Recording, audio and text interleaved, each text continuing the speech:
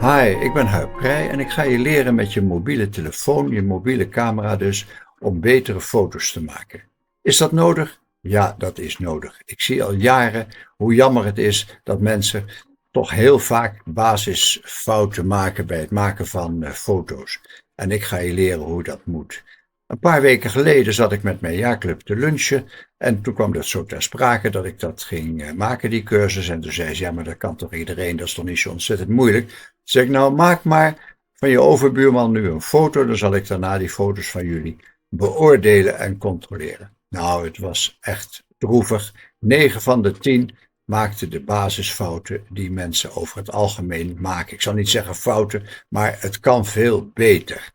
En dat ga ik je leren in deze cursus. Veel succes!